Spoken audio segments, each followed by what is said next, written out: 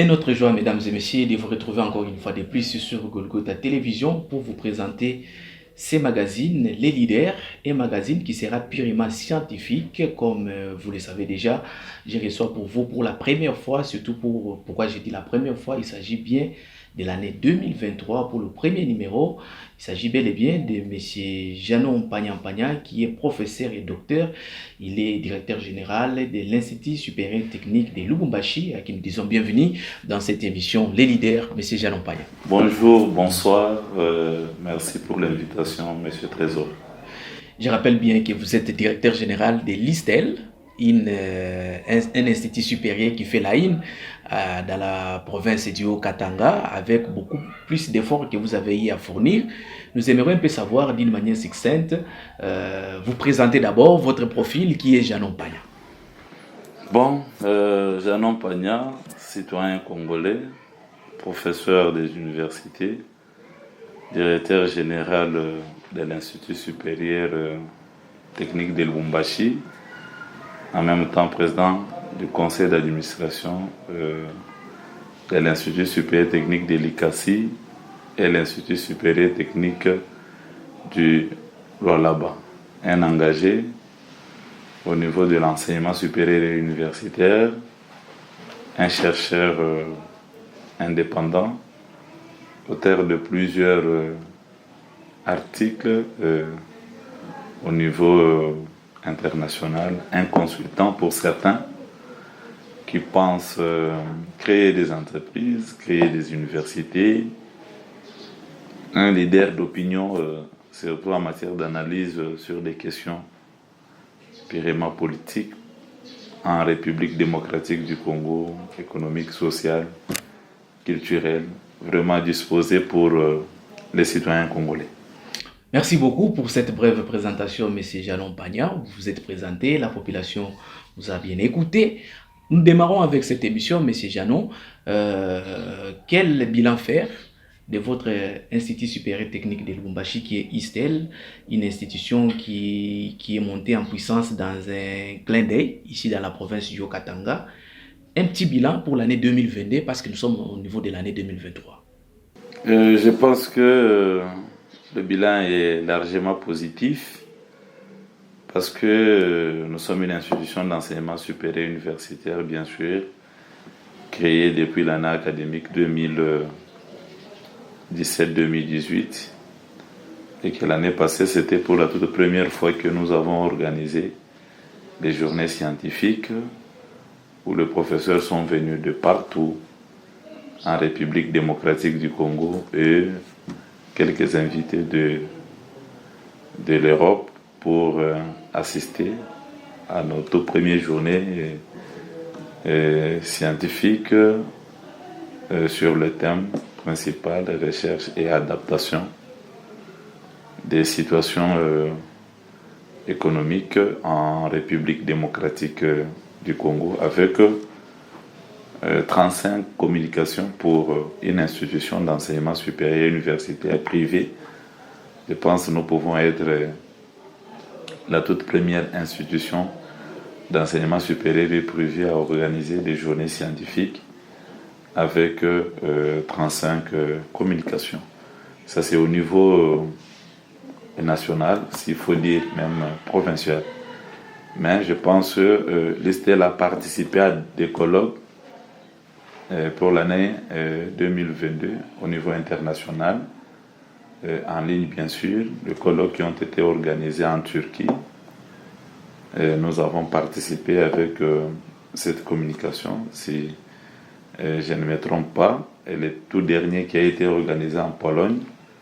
L'ISTEL a participé avec 25 communications, c'est-à-dire sur le plan national, provincial et au niveau international, nous avons fait rayonner la République démocratique du Congo en tant qu'une institution d'enseignement supérieur et universitaire. Il ne faut pas oublier que nous étions au four et au moulin dans ce qui concerne les réformes au niveau de l'enseignement supérieur et universitaire et que depuis l'existence des États généraux jusqu'à ce jour, la personne qui vous parle en ma qualité de chercheur, professeur, des universités et directeur général de l'Institut supérieur technique de Lubumbashi.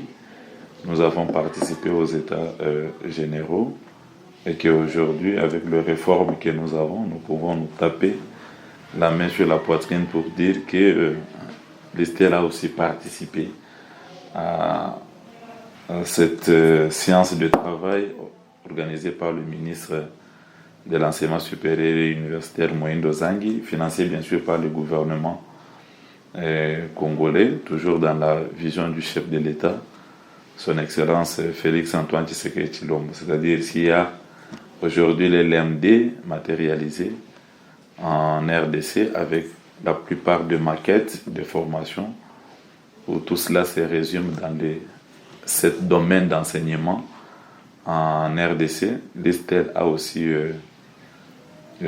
participé. Nous sommes, en plus de tout ce que je viens d'énumérer, nous sommes une institution d'enseignement supérieur et universitaire en 2022 qui s'est distinguée dans la façon d'organiser les collations des grades. C'est-à-dire, voilà. Alors, nous étions une meilleure institution dans la ville de Lubumbashi, s'il faut le dire, privée, parce que nous sommes à côté des grands. Par exemple, l'université de Lubumbashi, qu'il ne faut pas négliger que c'est une université mère, mais en termes d'organisation, en termes de respect de l'instruction 023 du ministère de l'enseignement supérieur et universitaire, c'est-à-dire nous avons clôturé dans le délai l'institution et l'année académique et nous avons organisé de manière la plus belle les collations de grade. Et s'il faut dire des enseignements, les enseignements c'est donné dans le système LMD, licence, master et doctorat bien sûr.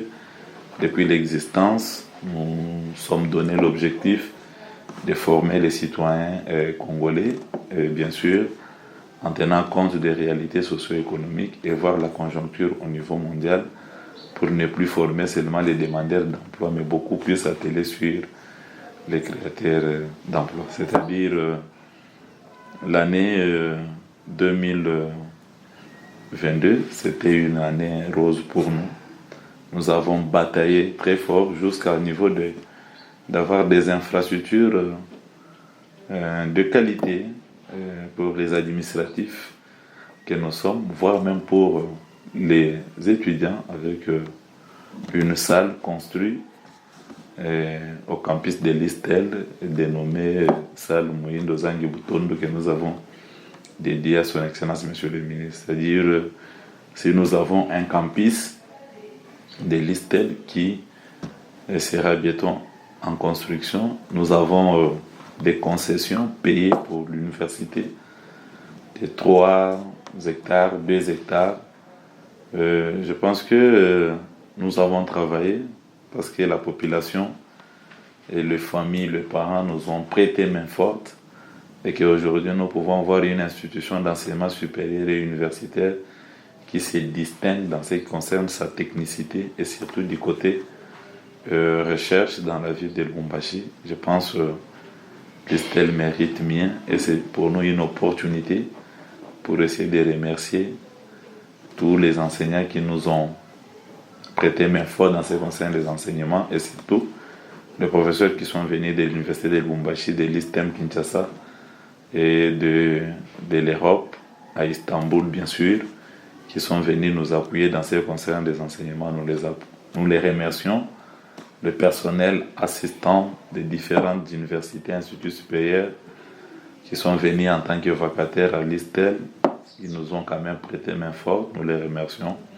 Les étudiants qui ont choisi la meilleure institution ou université de la ville de Lubumbashi, nous les remercions et surtout les parents qui ne pensent pas nous appeler lorsqu'il y a des petits problèmes dans ce qui concerne surtout l'encadrement de leurs enfants.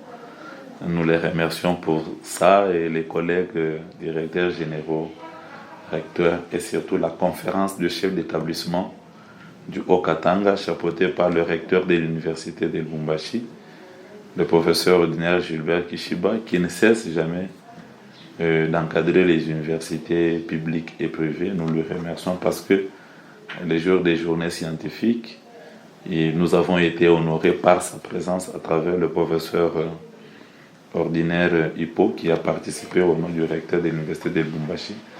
Je pense qu'il faut reconnaître le mérite des autres. Les Nélou nous apportent beaucoup et nous devrons être reconnaissants en remerciant à chaque fois le professeur de l'université de Lubumbashi et le comité de gestion de l'université de Lubumbashi. Voilà, je peux dire que c'était vraiment une année. Une année rose selon vous. Pour nous, et nous avons fait beaucoup de choses. On a un nombre suffisant des étudiants. Et par rapport à la capacité d'accueil, nous étions obligés de limiter les inscriptions. Vous avez limité les inscriptions. Pour une université, un institut supérieur technique privé. Oui, je pense nous ne pouvons pas aller au-delà des normes, même si les gens sollicitent davantage les inscriptions chez nous, mais il faut que les étudiants soient encadrés. Qu'ils soient dans de bonnes conditions. Oui, en tenant compte des normes du ministère de l'Enseignement supérieur et universitaire. Si la salle a une capacité de 500, pour une promotion, il faut en avoir 500, il ne faut pas en avoir 1000 pour que les étudiants... Vous créez le système des mois-noirs. Voilà, les étudiants ne soient pas encadrés normalement. Nous sommes dans cette école de l'enseignement supérieur universitaire et c'est là notre expertise, nous connaissons comment cela fonctionne et nous faisons un effort pour se distinguer. Merci beaucoup, M. Janon Pagna. Je rappelle que vous êtes directeur général de l'ISTEL. Alors, comment d'abord se présente l'organigramme de l'ISTEL? Bon, dans ce qui concerne l'organigramme, comme c'est une institution d'enseignement supérieur privé, nous avons le conseil d'administration. Le conseil d'administration qui donne mandat au comité de gestion, comme on le fait aussi au niveau des universités publiques. Il y a les conseils d'administration, bien sûr, mais c'est à travers le ministère de l'Enseignement supérieur et universitaire qui nomme les membres des comités de gestion des universités publiques. Alors, au niveau des universités privées, c'est le conseil d'administration qui nomme les comités de gestion des universités privées. Alors, après les conseils d'administration, nous avons maintenant les comités de gestion. Voilà, c'est ça même l'organe qui gère l'université ou l'institut supérieur au quotidien. Là, nous avons le directeur général, mais après le directeur général, nous avons le secrétaire général académique et nous avons le secrétaire général à la recherche. Je vous informe que c'est une innovation. Okay. Depuis l'année académique 2021-2022, le ministre a nommé presque partout dans les universités publiques les secrétaires généraux à la recherche. Et l'ISTEL a compris l'importance de la recherche, a nommé aussi un secrétaire général à la recherche, le professeur Ali, qui vient d'abord de Istanbul, qui a accepté de nous accompagner ici et surtout au niveau de la recherche. Voilà que, à peine nommé, nous avons fait 25 communications à un colloque qui a été organisé en dehors de la République démocratique du Congo. Et après le secrétaire général à la recherche, nous avons le secrétaire général administratif. Et après l'administratif, nous avons l'administrateur de budget. Et les 5 personnes forment ce que nous appelons le comité de gestion de l'institution, qui a le plein pouvoir de nommer, comme c'est une institution d'enseignement supérieur universitaire, le chef de section. On a un chef de section et on a un chef de section adjoint chargé de recherche et enseignement, un chef de section adjoint chargé de recherche, on a les secrétaires de la section, on a les apparitaires. Et voilà, c'est comme ça que l'université fonctionne, ou l'institut supérieur. Et maintenant, dans chaque structure, par exemple, comité de gestion, nous avons le directeur général qui doit avoir un cabinet. Okay. Qui doit avoir un directeur de cabinet, qui doit avoir un conseil en matière académique, qui doit avoir un conseil en matière scientifique, qui doit avoir un conseiller à la coopération internationale, culturelle, qui doit avoir un secrétaire particulier. Alors, c'est tout un cabinet. Un conseiller aussi en matière de communication. Un conseiller en matière de communication au directeur de communication. Ouais, c'est-à-dire, l'université, c'est une structure auquel, lorsqu'on respecte l'administration et la responsabilité de tout un chacun par rapport au Vadmekum qui nous réjouit, je pense que vous allez avoir une université stable auquel le DG n'est pas le tout-puissant de l'université. Il y a aussi des organes techniques qui l'aident, à condition que quand on organise ce que nous appelons conseil de faculté, pour les universités ou conseil de l'Institut pour les instituts supérieurs, que chacun puisse apporter son expertise à condition que la jeunesse congolaise soit encadrée dans les normes. Alors, vous avez bien explicité là-dessus, monsieur le directeur général, Jean Pagna. Alors, quelles sont les filières que vous organisez au sein de votre alma mater? Oui, bien sûr, c'est une opportunité pour moi, si vous permettez qu'on puisse donner un éclaircissement là-dessus, parce que nous sommes restés dans les anciennes appellations, filières, départements, options, et pourtant, moi je suis, je peux dire, les précurseurs du LMD. C'est-à-dire, les précurseurs du LMD. Oui, qu'on reste dans les normes du LMD, parce que nous avons beaucoup travaillé dans ces systèmes-là, pour aboutir à ce genre de résultats. Voilà. Et nous étions le premier à dire et toujours crier pour qu'on bascule vers le système LMD. Et voilà que Moyindo est venu donner la solution et nous le remercions sincèrement et surtout pour cette bonne volonté. Alors dans l'LMD, avec tout ce qu'il y a comme réforme, nous avons 7 domaines de formation. Domaine de formation, je vais même vous présenter le maquette ici que nous utilisons au nombre de 7. Alors c'est dans ces 7-là, on parle des domaines. Les domaines de formation sont subdivisés en filières. Okay. Et les filières sont subdivisées en mentions. Voilà comment l'enseignement s'organise au niveau supérieur. C'est comme chez nous ici, nous avons par exemple les domaines des sciences et technologies. Dans les domaines des sciences et technologies, nous avons les filières et les mentions telles que électromécanique que nous organisons, électricité industrielle, construction industrielle, nous avons géomine, okay. Voilà, nous avons chimie et métallurgie. Ce sont 2 filières et mentions que nous organisons dans les domaines de sciences et technologies, qu'on appelait dans l'ancien temps sciences appliquées ou la faculté de Polytechnique et autres, qui regorge maintenant, voire même aussi la faculté de sciences, dans les domaines de sciences et technologies. Alors, à part ça, nous organisons aussi des enseignements dans les domaines des sciences économiques et de gestion. Et dans les domaines des sciences économiques et de gestion, là-bas, nous prenons 2 filières, s'il faut le dire. Nous avons la gestion commerciale et administrative. Dans la gestion commerciale et administrative, c'est ce qui a été remplacé par ce que nous appelons les sciences commerciales et financières au niveau des instituts supérieurs. Et là, nous avons des mentions, par exemple, comptabilité et finances. Nous avons mention microcrédit, c'est-à-dire des institutions bancaires. Nous avons, par exemple, assurance, gestion des ressources humaines, marketing, douane et fiscalité qui deviennent une mention dans les filières de gestion commerciale et administrative. Il y a aussi logistique et transport. Vous voyez? Et avec ces domaines-là, ou ces filières-là, les étudiants de bachelier 1, bachelier 2, ils peuvent choisir l'option ou mention plutôt, à partir de bachelier 3 ou licence 3. Mais à partir de bac 1 ou licence 1, bac 2 ou licence 2, ils ont des cours à tronc commun. Et à partir de bac 3 ou licence 3, ils ne peuvent que choisir leur mention.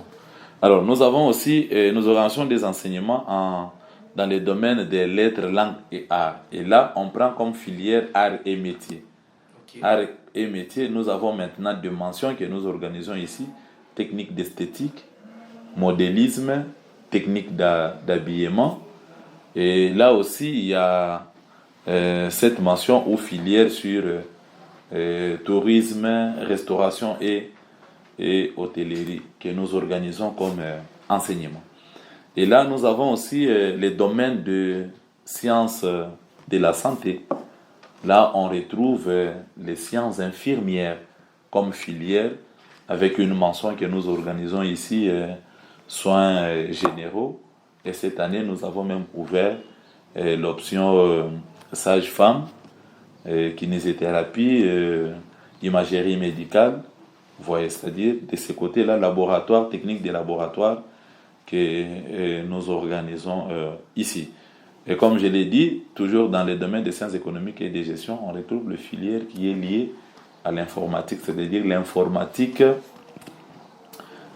appliquée aux entreprises. Il faut bien préciser là-bas, parce que les réseaux et télécommunications informatiques de gestion, design et multimédia entrent dans ces filières-là informatique appliquée aux entreprises. C'est-à-dire qu'on doit former un informaticien qui peut faire le même travail qu'un spécialiste en réseau et télécommunications pouvait venir faire, ou bien un spécialiste en gestion, ou bien en design.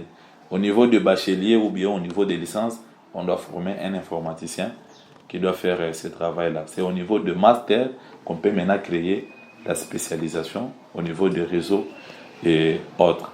Voilà la quintessence des domaines de formation que nous sommes en train d'organiser, et jusque-là, sans oublier que nous avons déjà soumis les dossiers au niveau du ministère pour basculer vers une université nommée Université des sciences et technologies de Lubumbashi. Nous voulons faire l'histoire légalement dès que le ministre signe l'arrêté. Je pense que nous allons basculer vers une université. À ce moment-là, nous allons élargir les champs de la formation à l'ISTEL. On aura des facultés de droit, facultés de sciences politiques et administratives qui entrent aussi dans les domaines de recherche et copilage avec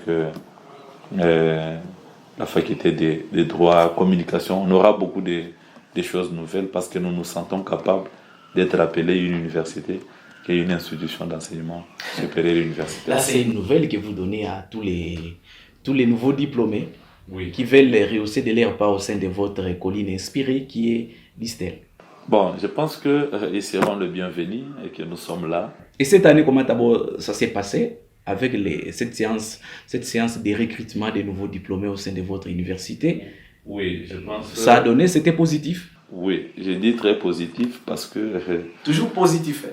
Bon, quand nous faisons les choses très bien, nous pouvons y avoir de l'engouement dans ce qui concerne les inscriptions. Je suis vraiment très à l'aise parce que beaucoup de parents ont choisi d'envoyer leurs enfants à l'Institut supérieur technique de Lubumbashi.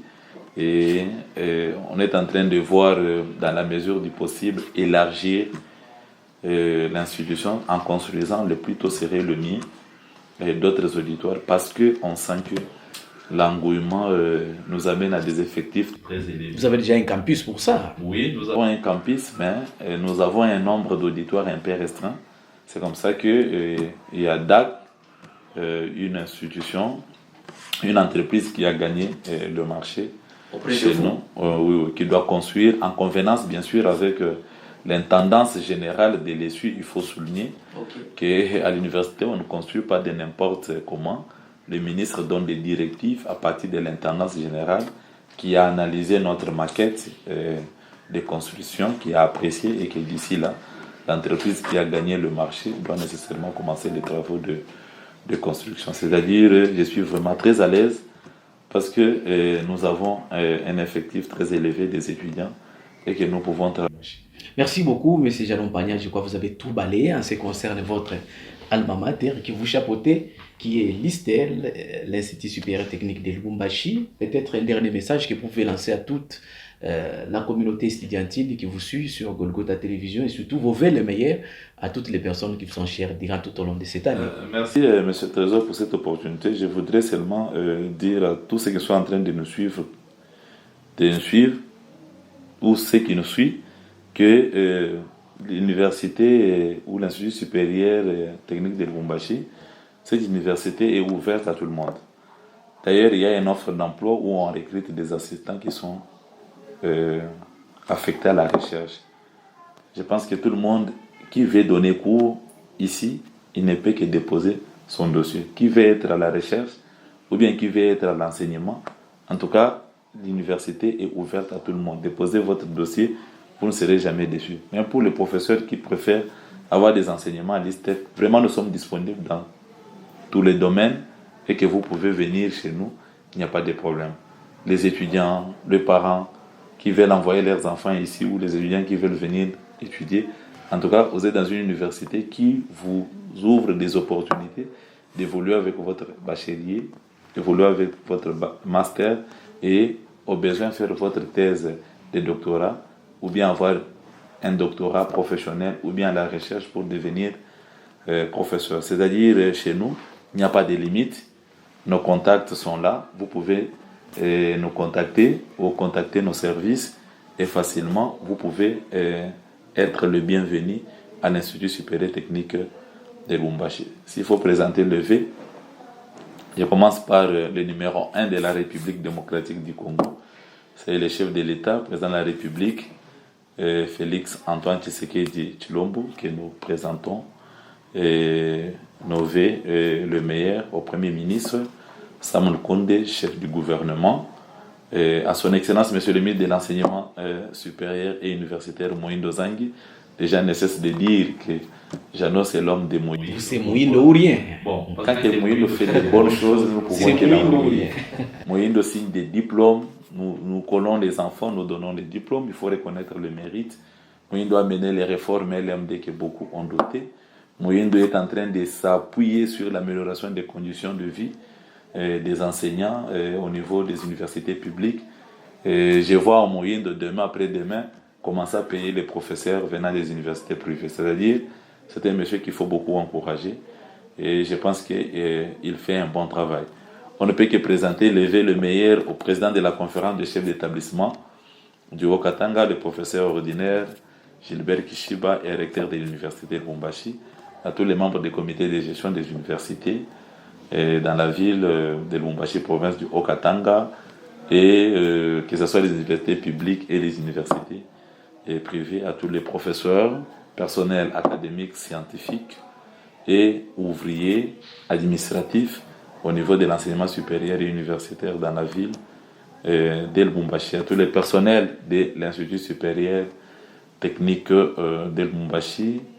Je leur présente le meilleur à ma famille et sans oublier madame, mon épouse et tous mes enfants. Je leur présente le meilleur et tous les journalistes, en commençant par vous. Merci beaucoup. Et les membres, les gestionnaires de cette grande chaîne de télévision dans la ville de Lubumbashi, Golgotha, directeur technique, et au bishop, au pasteur, je leur présente le meilleur. Merci. Simon Kankolongo était derrière les caméras. Raphaël Kassongo, Trésor Massanka, c'était moi à la présentation. D'ici là, portez-vous bien, surtout prenons rendez-vous pour les prochains numéros. Je pense que ça sera l'année prochaine. À très vite. Le leader.